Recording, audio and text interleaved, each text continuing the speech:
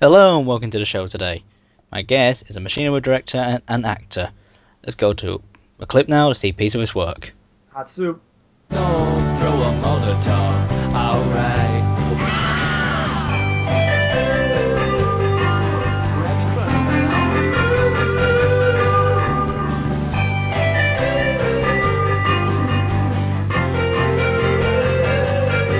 Why even bother reload? The pipe bomb's gonna explode, you know we're gonna be alright. Isn't that just marvelous, people? Ladies and gentlemen, Xanatos. Marvelous. I like that. I like that. I like your vocabulary, sir.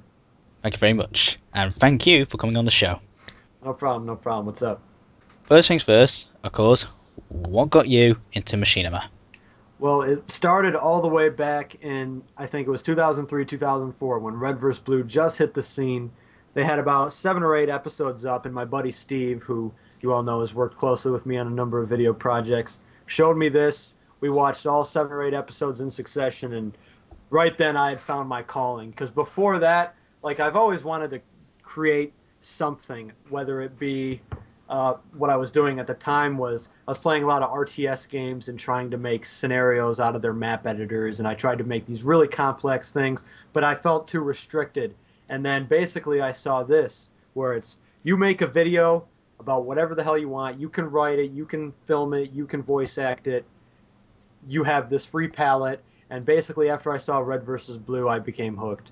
And then I discovered machinima.com when they were around way back then, and that's when I discovered that it's not just all about Halo, it's all about games like Counter-Strike, which I was really big into at the time. Battlefield 1942 was another game I was really hooked on at the time. And once I saw this, I basically got fraps. The first video I ever made was this thing called Counter-Strike Dodgeball, where I'm basically just filming in this public server a map, HE Dodgeball in Counter-Strike, where people are just throwing grenades at each other, and that's it. And friendly fire's on, so a ton of hilarious stuff happens, and basically I just, I mean, I was really young at the time. I put in Metallica Master of Puppets because I'm so cool, dog, and I just put a bunch of clips in. It's much like, I saw it as sort of like a frag movie that wasn't boring, and that was basically my first introduction to machinima. And from then on, I kind of, off and on, like I did a Battlefield stunt movie.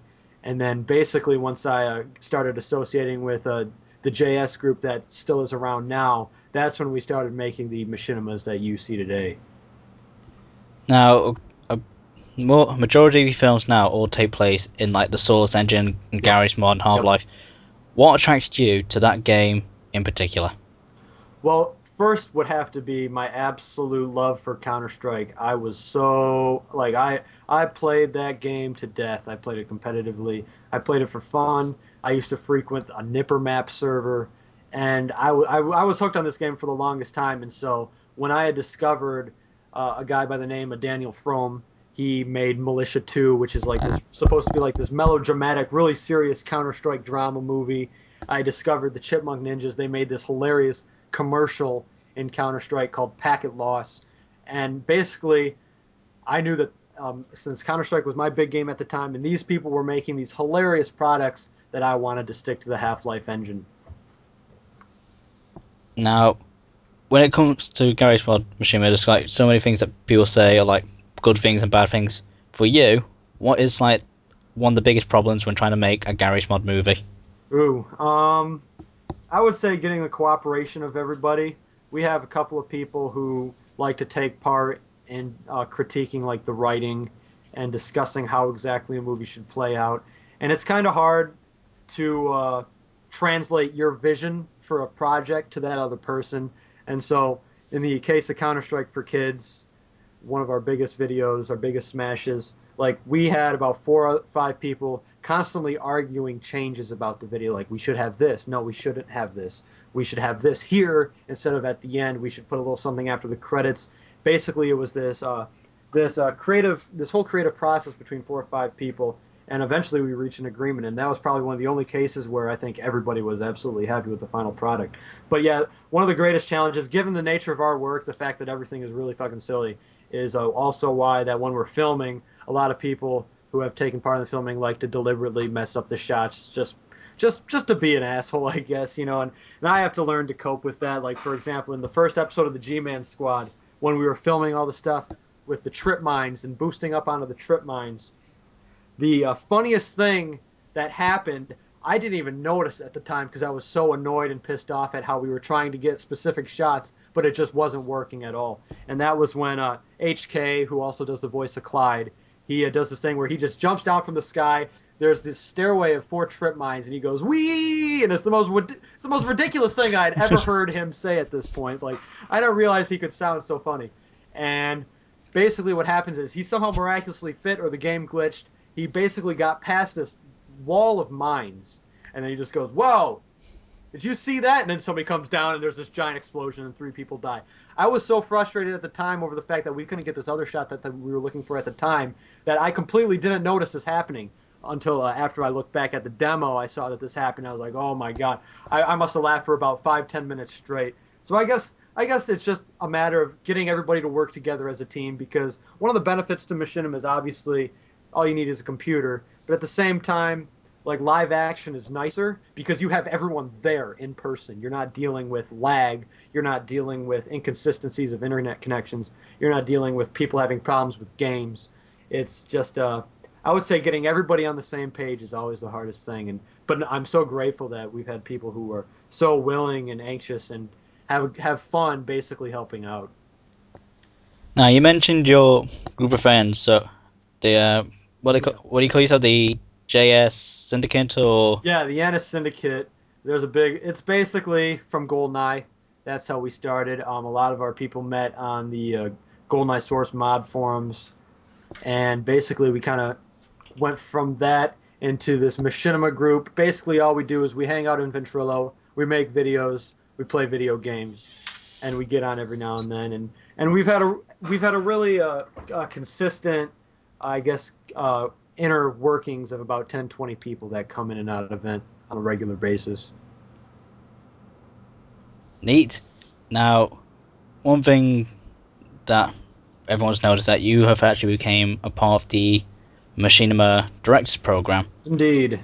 How did that feel when that basically happened? Well, it was really cool how it started, because a nefarious guy, a buddy of mine who I stayed with in New York City when I went to the Machinima Festival, machinima.com emailed him asking him, hey, we're looking for people who can make videos in the Half-Life and the Source engines. We're looking for people who can produce machinima content with those games. And he dropped my name, and that's when I got an email from them saying, hey, I heard about you from Nefarious Guy, because Nefarious Guy had been setting up competitions and contests for them at the time with the Ivy Film Festival.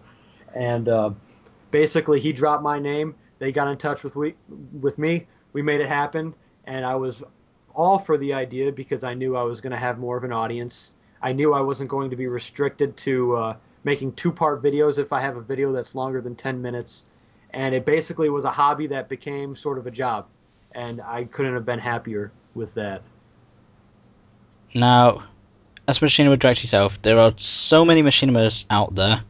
Which ones do you enjoy watching? What's your favorite? Well, my favorite would have to be some of the old classics that I would say inspired me. And the 2 that immediately come to mind, the first one's a little video called Pub Masters. And that might not be a machinima in the strictest sense, but it's absolutely brilliant because there's this whole backstory where it's a bunch of guys, they play competitively in Counter-Strike 1.6 leagues to get to a higher level that's more serious. But then once they get to that level, they're just going to goof around and be absolutely hilarious and pull all these pranks on unsuspecting, legitimate Counter-Strike teams. And they made a video out of that that was ridiculously well edited. And you could watch this over and over again, funny parts all the way through, and they made it seem like it was this brilliant sketch comedy sort of thing. And that's basically what got me out of this red versus blue mindset that I first had, where it's like, well, geez, if I'm making a machinima, it's got to be like red versus blue. It's got to be counter-terrorist versus terrorist. It's got to be Combine versus Rebels. No, you can do whatever the hell you want. You can do a Tim and Eric kind of thing, which has basically been arguably my biggest inspiration in a number of my videos in terms of the humor, the style of the humor. And pretty much there's that, and then there's Counter-Strike Clan versus Noob, which is an old video made by the Family God back in 2004. And this got downloaded a ridiculous number. We're talking days before YouTube here. He must have gotten at least 200,000, 300,000, 400,000 downloads, which is phenomenal. He put so much work into this Counter-Strike 1.6 movie that basically was how I see like we with Source Wars, you know, how we modified the level in DE Dust so that the truck can crash through it. Like he took Dust there and he added like this whole like house where one of the bomb sites are, and he made all these additions like a school bus driving through the level, and he did all these amazing custom things and made a really solid production effort into this video. And I would say those two have been my biggest inspirations, and I would have to call them my favorites.